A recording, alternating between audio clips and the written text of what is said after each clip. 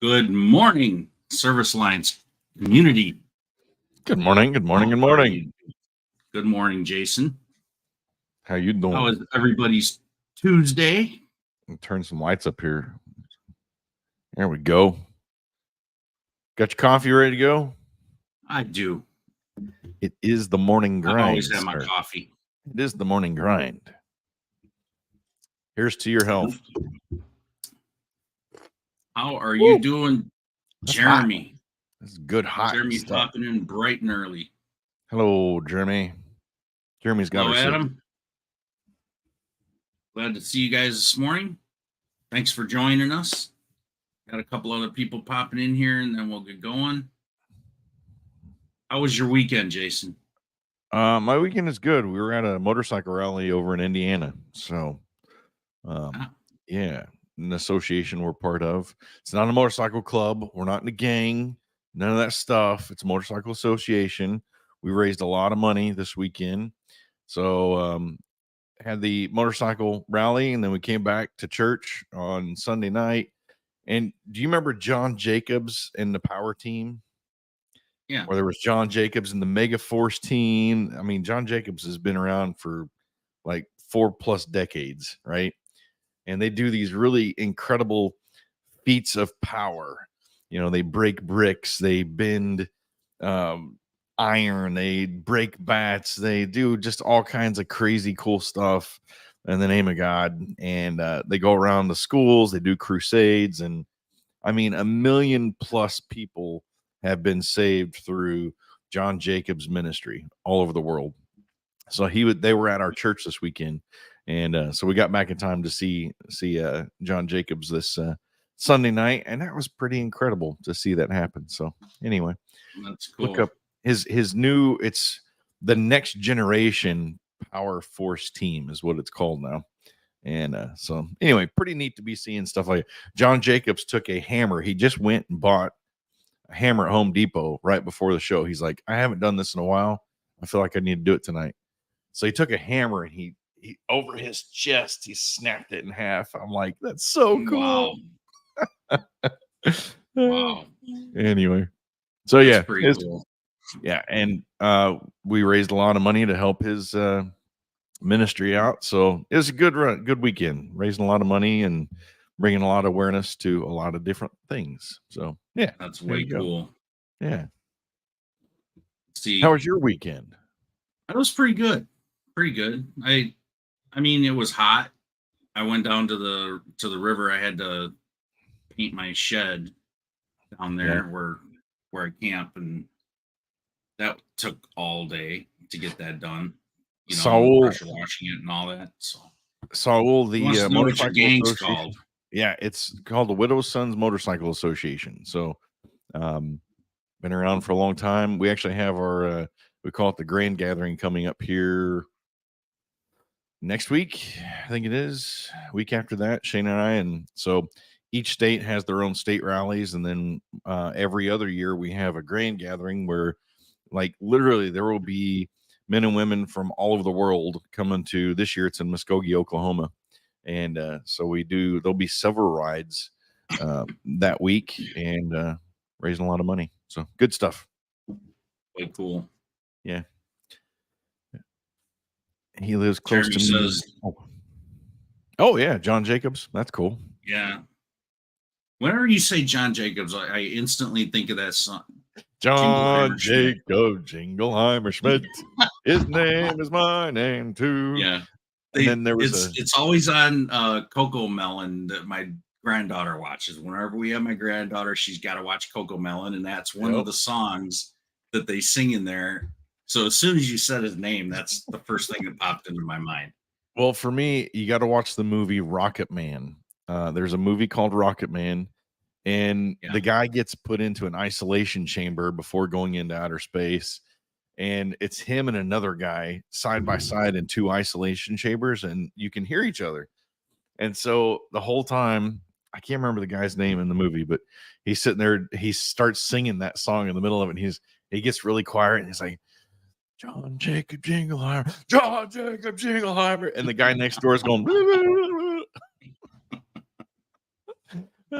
wait, be a good soundbite right there. I'm gonna use that one for a screenshot for next week. That is funny. Oh boy. Anyway. All right. So your weekend was good. We got interrupted My by weekend was good. Oh, that's good. That's good. Yeah. Yeah. Not too bad. It was really hot, but it Yeah. was good. Kids came down and had a bonfire and some s'mores. So that was really good. Yeah. And then so my wife drives the Camaro down there. And then my daughter and her boyfriend met us down there. Well, when they all left Saturday night, because my wife couldn't spend the night with me, so she had to leave too. But when they left, they switched cars, and my daughter wanted to drive my Camaro home. Oh, that makes sense. Yeah. So I'm in this little tiny town, and we're down in the valley, right into the river valley, and at night you can hear everything for miles. And as she's leaving town, I hear my car just, you know.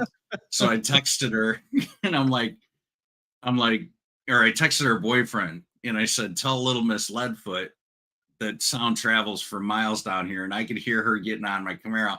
And then, he sends me this video of her just hammering on the Camaro, like I mean, balls out, and she's just laughing her butt off. And across the front of the video, it said 114 miles an hour. Ooh. And I'm like, okay, she's banned. Yeah. Yeah. No longer driving my Camaro. Yeah. And he just replied and he says she learned it from Mr. Leadfoot. So, well, you know, I guess I can't fault her too much. The apple doesn't fall far from that tree. Oh, shoot.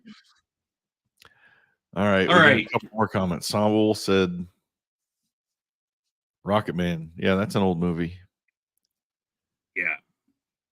Rocket Man, definitely an old movie. And Orkan? Good morning, Orkan. That's a new name. I haven't seen that name yet. He's been around. Welcome to the show. Welcome to the show.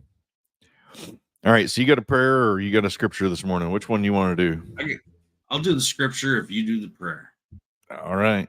Go for it. You can pray us in and then I'll get into that. Sounds good. God, we are talking about clarity today. And it just seems like every day there's just a million things, a million voices that could be speaking into our life, telling us what to do, what to believe, what to say, what to wear. So God, just help give us clarity and help us to choose wisely the people that will allow to speak into our lives. Help us with the choices that we face every day, and only you can really see what's going on in our lives at the deepest level. You know our hearts. You created us. You create our thoughts. You know, you help us with our feelings every day. So just give us clarity. And as we talk today, let our words follow what actions and you would have us be and to do and to say as we share your love and through our actions. So, amen. Amen. Thank you, brother. All right. Today's verse, Proverbs 20:18. Plans are established by seeking advice. So if you wage war, obtain guidance. So you're going to war. That could mean a lot of different things. You know, True. you're gonna put the hammer down. You're gonna get serious about your business. You're going to war with your competitors. You know. Yeah. So I saw this verse and I instantly thought of that. So you could apply this to all kinds of different areas in your life. Yeah. Business, personal, doesn't matter. Sometimes our biggest Seeking competitor. Advice Sometimes our biggest competitor is ourself too. I said that many times. Mine is. Yeah. Sometimes just getting out of my own way is the most difficult part. Yep. Absolutely. So go ahead. That's good. Yeah. So, I mean, I had a few notes and maybe we can dive into those a little bit, talking about clarity. You know, you were talking about, you know, if you want to grow your business, you know, or starting your business, you kind of got to get clear on who you are and where you want to go. Right. And so I think, you know, aside from core values, I think the core values in your business are a very foundational piece, right? To figuring out who you are and where you want to go. And then goal setting is another part of it. Defining your customer, I think, is a big one. What say you on defining your customer to get clarity? I mean, you've got to know your customer. Yeah. You've got to define who you want as the ideal customer. So I mean, think about all the different customer types that there are. You've got to figure out what customer type you want to go after. Yeah. And that's where you have to start to define your ideal customer in your business, right? So you basically have to build that persona, and write it down. Yeah. This is the persona. This is the basic ideals that I want to do Yeah. business with, and that's your target market. And We it's easier had- said than done, Yeah. for sure. Quite a few years ago, we used a company called Melissa Data to help us to define our avatar, right? Our ideal customer. And what they did is they just took 5 years past invoices, and they took the addresses, the names, etc., from those, and they did some kind of data research, and they helped us to define from history what our typical customer has been, right? And so that helped us on really fine tuning where we wanted to go in the future with the kind of customers we've had. Now, if we didn't like the customers we'd had in the past, what do we do at that point? We pivot and change. All right. Well, we didn't like those customers, so let's figure out. But I mean, they got specific.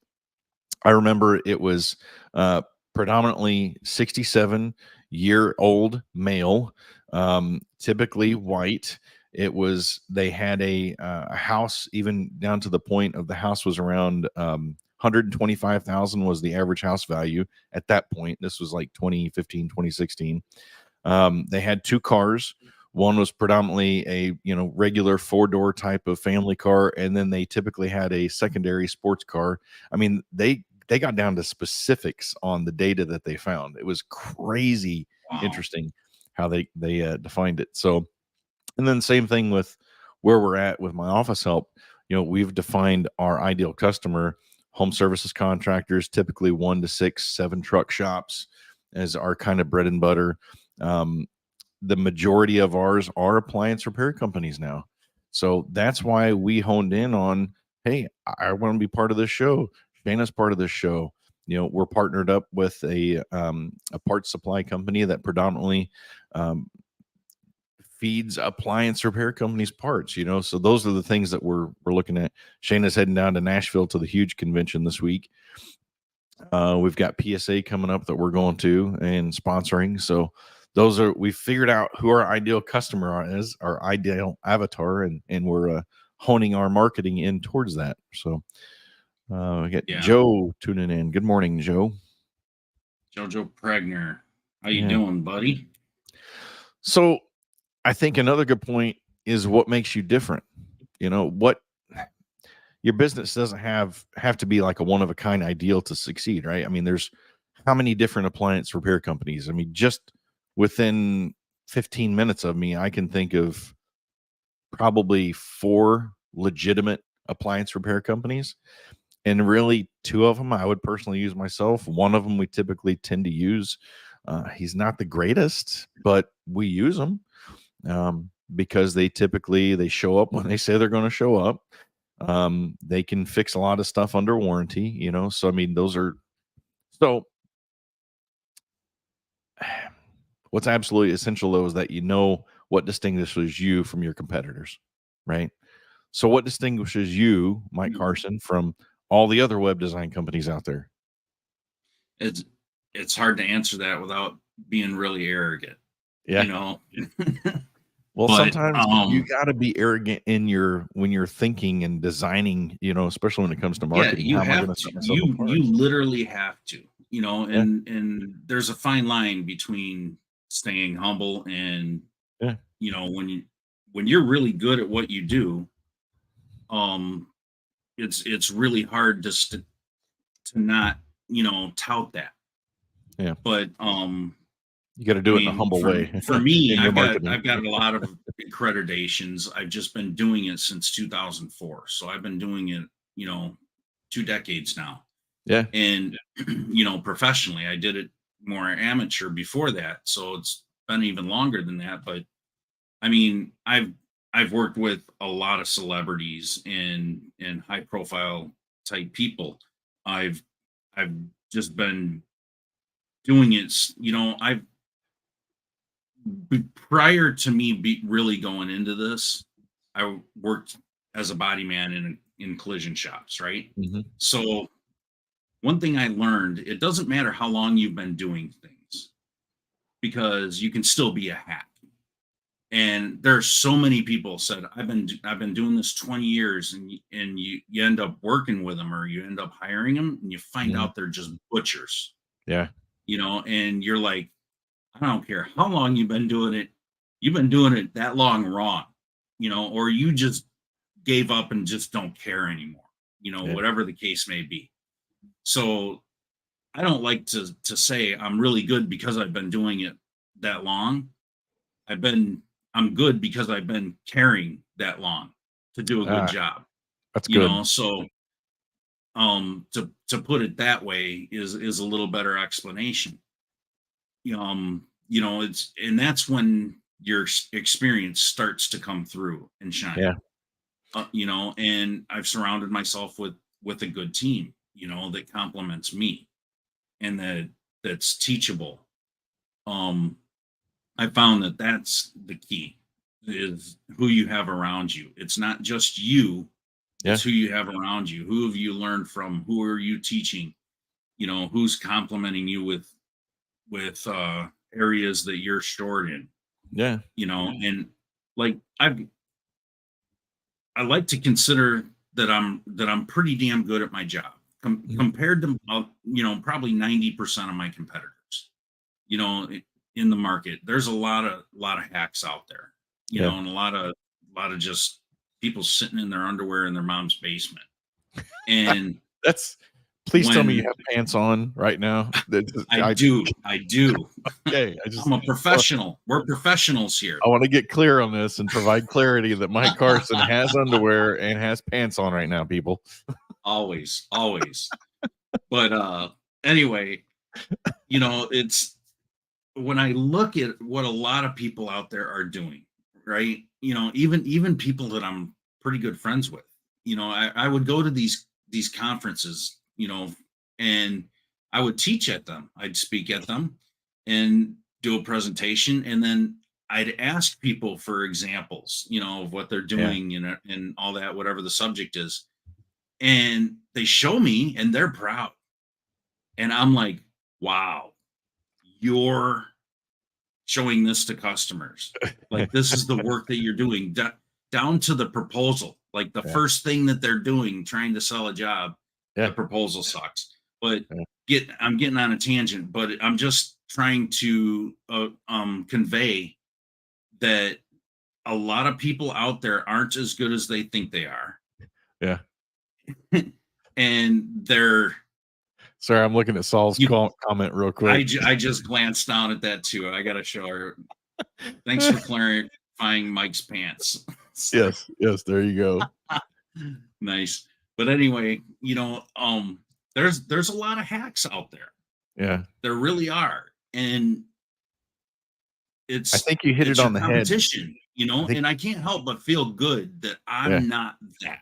Yeah. Like I probably started out that way, but I Yeah. worked really hard to like not be that anymore, Yeah. You hit it on the head over when the you said years. you care, right? So we actually Right. did on the front of our folders that we would leave with customers, it was literally "We care more," and I use that hashtag quite a bit in my electrical company. We care more because I do, honing in on what you do best, right? And in the electrical world, I got away from new construction because shoot, you could teach a monkey to wire a house, you know, but to Mhm. actually go in and try to troubleshoot a problem in a house that's already got walls up, that's a whole nother story, right? So I became really good at troubleshooting, really good at diagnosing, and really good at finding problems in existing homes. And even to the point where we got into mobile homes, trailers, like I became one of the best. And I say that not, I say it humbly as Mike Carson did earlier, but one of the best at diagnosing trailers and the wiring in trailers and problems in trailers, because no other electrician wanted to go into a trailer and work on them because it's not easy.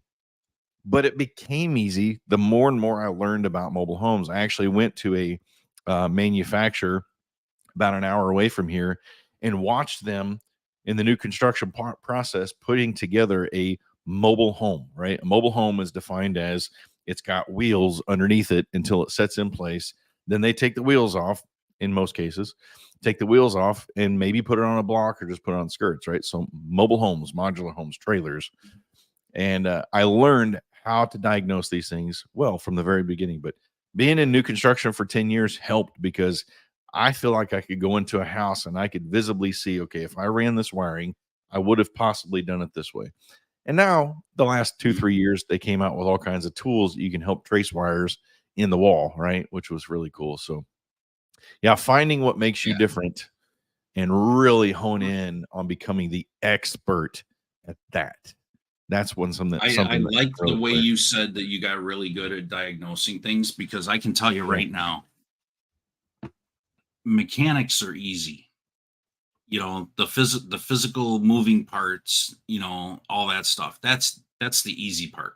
You know, any monkey can be a parts changer. Yeah. And you know, for the most part, I say that with caution. For the Yeah. most part, okay. But you can teach a monkey to change some parts, essentially, but you can't teach how to diagnose, Yeah. and you can't teach how to specially diagnose electrical. Yeah. So I can tell all you guys out there right now, if you really, really want to get good at your job, focus on diagnosing electrical issues, Mm. because as number one, it's the most complicated. But once you get it, you get it. Yeah. And it's different, going to be different from machine to machine, but the fundamentals are all going to be basic, right? Yeah. Learn how boards work, learn how circuits work, learn how resistors work. You know, I had to take a lot of classes when I was in the collision industry. You know, I'm working on cars, and you know, we're fixing the electrical systems, and I'm fixing wires and knowing which harnesses I can repair and which ones I can't. Yeah. And when I would get stuck on anything like that, it would drive me nuts because I didn't understand it. And I said, you know what? I'm sick of asking for help. I'm sick of Yeah. having to send this out to another, you know, mechanic shop or an expert in that field Yeah. and sublet it out. And it just drove me nuts. So I'm like, I Yeah. could save time and frustration by learning and really honing in on this. So I did. And I took a Yeah. lot of classes. I got certified. And I'll tell you what, doing that gave me a sense of pride Yeah. that nobody could ever change or take away from me. You Yep. know, and I knew my stuff, and I was able to start implementing that and start Yeah. fixing it. And I got really good at it. So on the same thing is, so you're defining your strengths and your weaknesses, right? To get clarity, right? We're Yeah. talking about clarity. So this is kind of a pretty standard thing to talk about, but you got to really be honest with yourself about your weaknesses, right? You know, I sucked at this. I want to improve at this, so I need to get better at this. Where do I do that? I got to go find training. I got to find somebody that is good at this and let them shadow, hopefully they will let me shadow them. Wow, tongue twister there. So, yeah. So those are the So things that make your business going good. all the way back to your original question, Yeah. what makes me stand out in my industry? That does. Yeah. Training and learning and growing constantly, Yep. because I never stop. There's always going to be something that I'm weak at. There's always something that I can learn, and things change so much. you should never, ever, ever stop learning. Yeah. Another good one on clarity is how do others see you, right? So I had Dan Antonelli on. He's with Kickcharge Creative, big branding guru in the home services industry. I was really stoked to have him on. By the way, he's got a book called Branded, Not Blanded. So if you think you can't afford him to help you with your branding, buy his book for a few bucks, and that'll help you out tremendously. He packed, gosh, he's been in the industry for like 30 plus years, and again, somebody in the expert when it comes to branding. But we talked about it's on page 26 actually. I know the page exactly because I've looked at this one a lot. The branding wheel. And then how people see you as a whole, right? And your name is one of your most important parts of your brand, and then your logo is probably the second most important part. And then from there, that logo and your name, you just defined your branding wheel, your social media, your email marketing, whatever else you're going to be looking at. How do people talk about you in your marketing, on your social media, on your review sites? Does it match how you perceive your business, right? You may have core values, but if your core values are not lining up with how people are talking about you, how your team is talking about you, how your clients are talking about you, I mean, that's a whole nother aspect. How do others see you, right? Well, and how if they see you in a little bit of a negative way, how do you correct that? I Yeah. mean, there's a flip side to that too, right? So you've got to have clarity on the reality of the way things are, and you may not be all that you're cracked up to be in your own mind.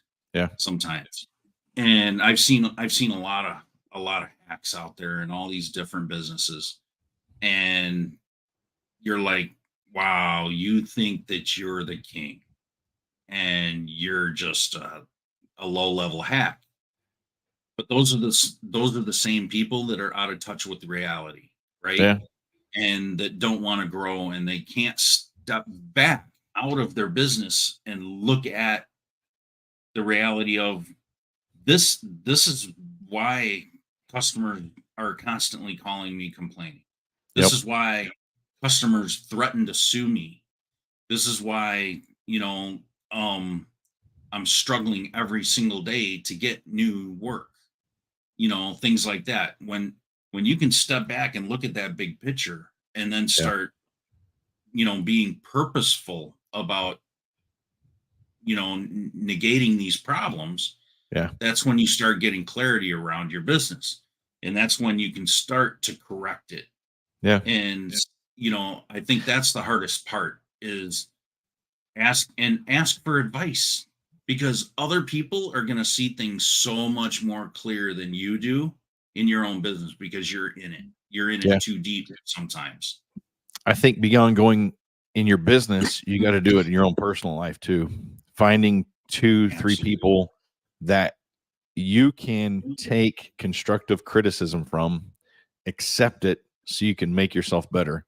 I do this with Shayna and Andy. Sometimes they just do it out of the blue. Hey, you're kind of being a dick about this, or hey, I'm at this point where I need to sit down and listen to what you guys have to say about me, and they'll tell you up front. I ask, right? Every few months, I'll sit down. Okay, I need to know where I'm at. How are you guys seeing me? What do I need to work on? What's going well? Literally, and I wish they would pop up and say something that, yeah, he does this, but not just that. I have right now. I'm in what's called a discipleship group.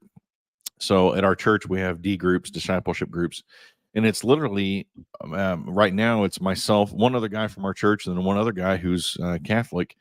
That we get together once a week, and we an hour to an hour and a half, and we talk and we feed into each other's lives. And during the week, if there's anything going on, hey man, I'm really struggling with this. I'm really dealing with this. Hey, pray for me about this, right? And so we have given each other permission for 6 months. We agreed to do a 6 months time span. That for 6 months, we feed into each other's lives, and what we say to each other stays with each other. It doesn't go outside of that little small circle, right? And I tried this one other time with one guy, And really, you got to have at least 3 guys to make this, to really have that accountability triangle, I guess you will. So it's not just on a business level, take it down to your own personal level too, and find a couple people that you can trust, and that sometimes that's hard, especially for us guys, really letting that wall down and letting other people speak into our life, say, hey man, you're kind of being a butt about this, or be truthful with you. So Well, I mean, your friends, your closest friends should tell you what you need to hear, not what you want to hear, right? So yep, they should be pretty blunt with you. yeah, And you should be open and willing to accept that when they are. But that goes on another story. you know and talking about your groups, having that circle of friends around you definitely helps. yeah, um we took the summer off with our group, and we're starting up again tonight because we meet every Tuesday night. yeah. And tonight's our first one starting back up until next summer. And I absolutely love hanging out with these people. And it's a mix of men and women. And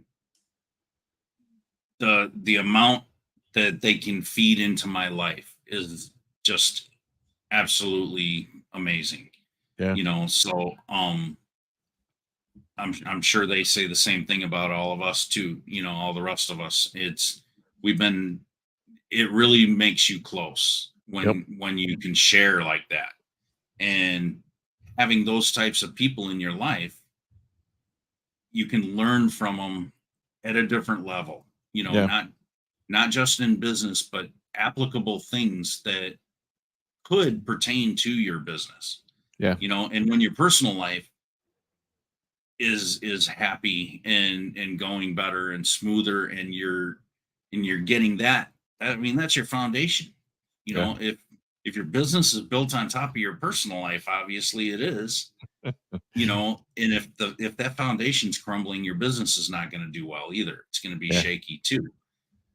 And vice versa. I, So I think they go hand in hand. they do.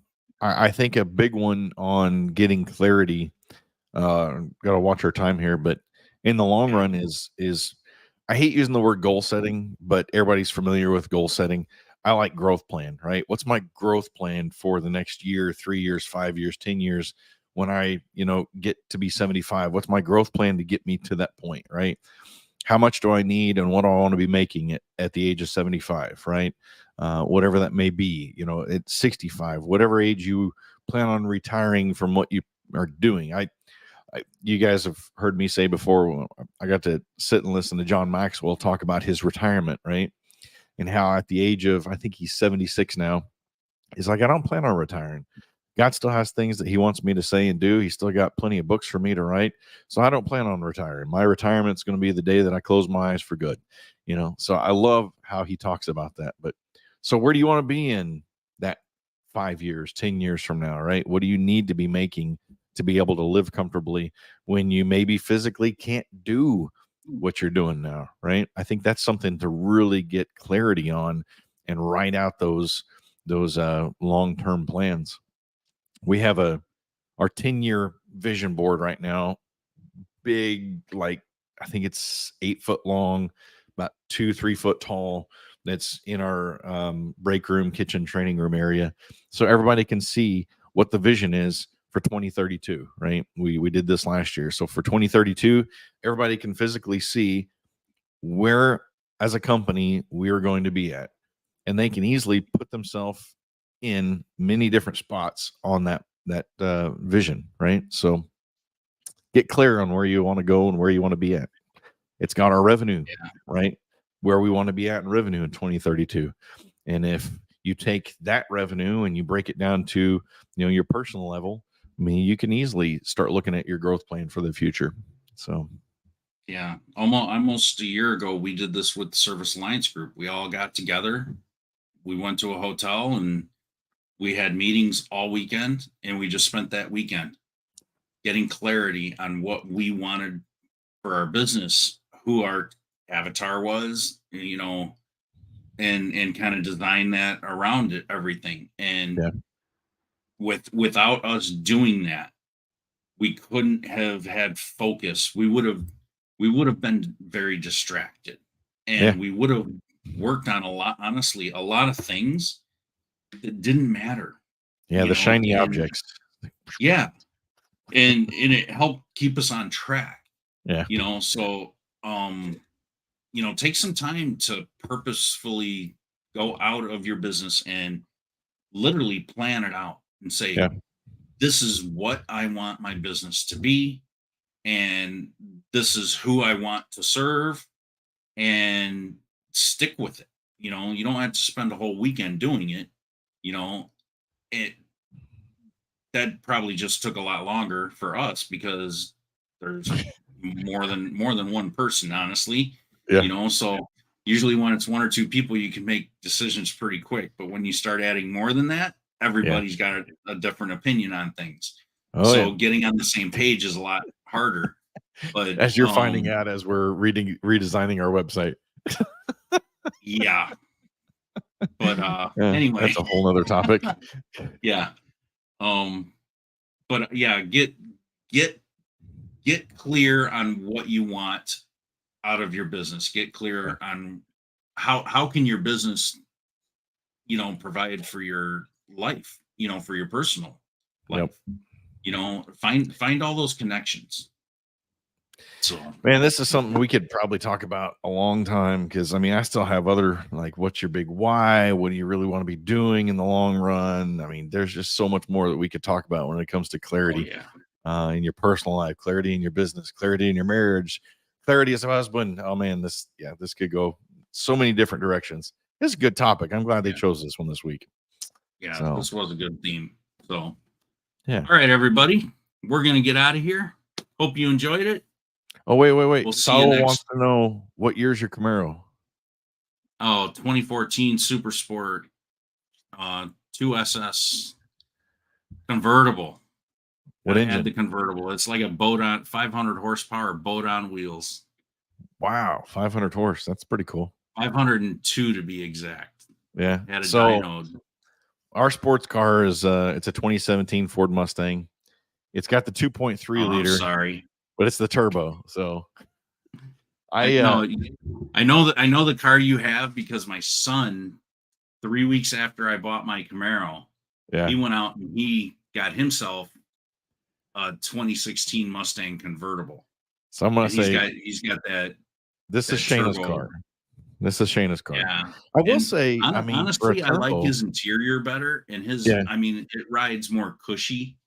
Mine's just pure sports. Like sports car.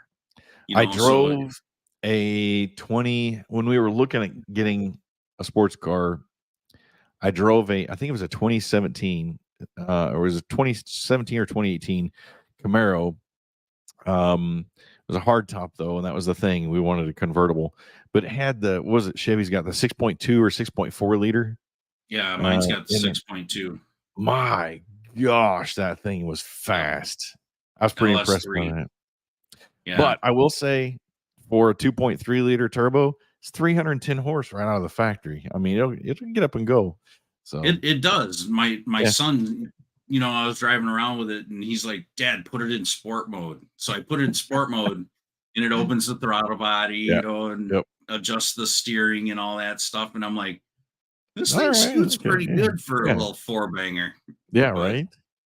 I remember I had a 1987 Ford Thunderbird that had a 4-cylinder with a turbo on it, and the turbo ended up going out, and all I heard was it sucked. Yeah.